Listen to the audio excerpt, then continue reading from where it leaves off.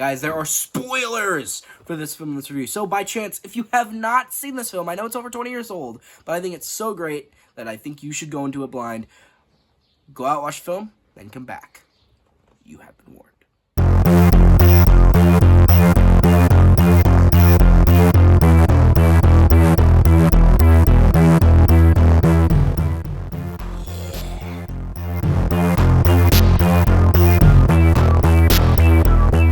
Hey guys, and welcome back to an episode of Off the Shelf. I'm your host, Ronan Time HD, and this week, what we found off the shelf was...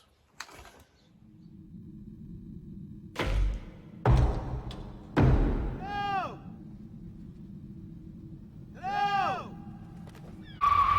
See, this is a really shit idea. You know why? This is obviously a shit idea. We have to leave now. More will be coming. They always do.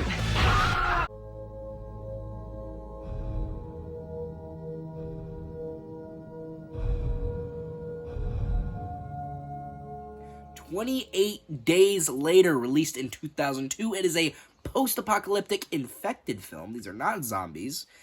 Just to let you know, they're not zombies. Starring, of course, Cillian Murphy, who I'm sure you know. Naomi Harris, Brendan Gleeson, and Megan Burns. This film was also directed by Danny Boyle and written by Alex Garland. And obviously I watched this film in preparation for 28 Years Later, coming out next month. And I've called Blasphemy. I've never seen these films. Never seen 28 Days Later, never seen 28 Weeks Later. And I wanted to, especially since 28 Years Later looks really good. Like, really good. I really like the way it looks.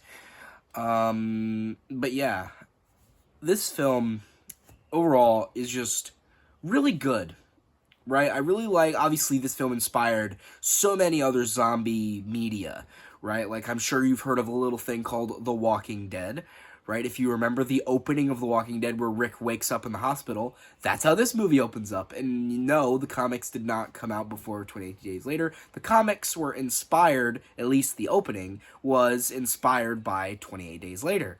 Which, I mean, The Walking Dead, I think, at one point was like the biggest zombie thing in the world at one point, right? Not really near the end, but at the beginning.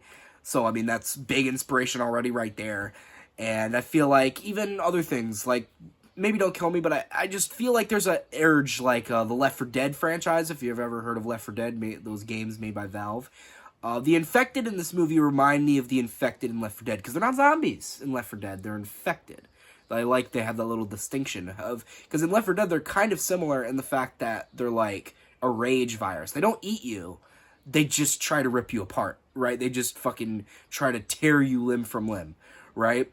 Kind of like in this movie. In this movie, they just want to beat the shit out of you. They don't want to eat you.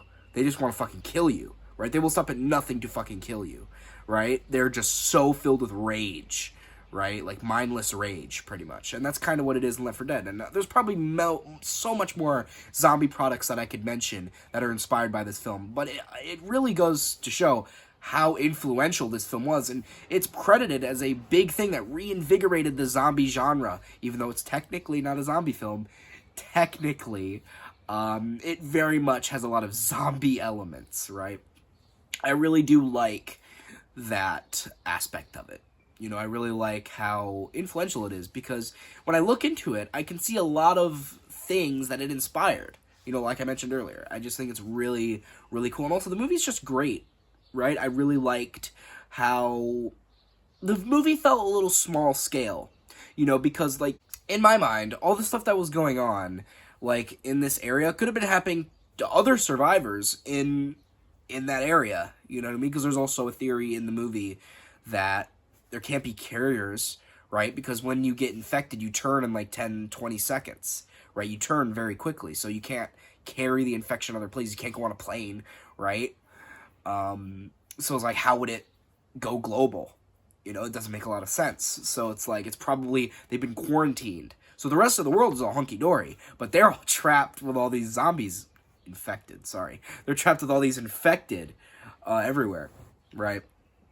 And it makes you think, like, there could be a bunch of other survivors going through the similar shit, right? Going through similar, like, crazy people trying to, like, kidnap them and try to repopulate the earth, right? Like, I mean, if you've watched any zombie media, you know, like, the normal group of survivors always come across the crazy group of survivors, right? That are, like, driven crazy by, you know, the zombie outbreak, or they turn into cannibals, or they turn into cult leaders, or stuff like that. You know, like, the typical zombie media stuff. Or they're, like, you know, militants, stuff like that. So in this movie, I really like the soldiers in this movie because, I mean, I don't like them, they're bad, but I like their place in the movie because I think they're good villains, right? They're easy to hate, you know, like, they're, like, some of them are just, like, scared, you know, some of them I feel like are just following orders. They're just kind of there. There's other, like, really bad ones, though, that is, like, there's one guy who's basically, like, a creepy, weird, like, rapist. You know, so he's the worst one. I think he gets eaten by one of the zombies. Some other guys, they get killed normally by, like, a gun or, like, getting stabbed by a bayonet. That's the good way to go, by the way. You don't want to get infected because, like, you won't be dead. Like, you will still be conscious, kind of. You just won't be in control of anything, right? I feel like it'd be better to just get killed normally than turn into an infected, right? So that guy got the easy way out. Then there was another guy who was hiding behind a bed with a gun, and then he got, you know, mauled pretty much by the other two infected. And honestly, also the main bad guy, I think his name was, like, Christofson, or whatever the hell his name was, like, the Erickson. Sorry if I don't remember your name, dude. I like your haircut. But he was also a good antagonist because he wasn't evil per se. There were evil members, like I said, the weirdo rapist guy, he was evil, right? But the leader guy, he just kind of, in his own fucked up worldview, he just thought he was trying to help everybody. You know, in his worldview, he was just trying to repopulate the earth. I mean, technically, he wasn't hurting them directly. He wasn't hurting them directly. The other soldiers were, right? So it's kind of like, I guess, harm by proxy, I suppose. But he was bad. You know, and even at the end, though, he doesn't try to kill, well, in some of the endings, he does kill Cillian Murphy, but in the ending, the canonical ending, he doesn't kill Jim, who's the name of Cillian Murphy. I'm gonna just call him Jim from here on out. So he almost kills Jim, he shoots him, right, but he doesn't nearly kill Jim just because, you know, he got away. He kills Jim because Jim killed his boys, right, even though they tried to kill him first. So, and then I think it's funny because Hannah, the girl, the girl she's with the group, she's in the car and she's driving, and then she just drives and she backs into the doorway, and he's like, "What are you doing? And then one of the infected just grab him through the window and, like, start fucking beating the shit out of him, biting him, you know. And I think it's a little ironic that, you know, he nearly kills somebody for his boys, right? And then one of his boys maul him to death, right? I just think that's a little ironic, right? That may be a little ironic. I don't know. I just really enjoyed I really like the atmosphere. You know, I also think, even though this film was shot on digital in 2002, right? It was a very low budget film. I think that I liked the graininess of it, like the digital graininess of it. Sometimes it was a little weird. Like, sometimes it looked like they shot it on, like, a camcorder or something. It looked like a home film sometimes, which is not a problem for me, right? I think it kind of adds to it. It kind of adds, like, a griminess to it, you know? Like, kind of like a bit of, like, SOV grime. You know, it kind of gave me that vibe. I also liked how dark the film could be at times, where you could barely see anything. I really liked that. I really liked how emphasized that was. I liked the soundtrack, obviously, the ending track, where it was like, dun, dun, dun, dun. I don't know how to, like, you know what I mean. If you've seen the movie, you know what I'm talking about. It's a good ending track. I can't replicate it, but it was great. It, like, added a lot of, you know, suspense. Like, edge your like, oh my god, what's gonna happen? You know?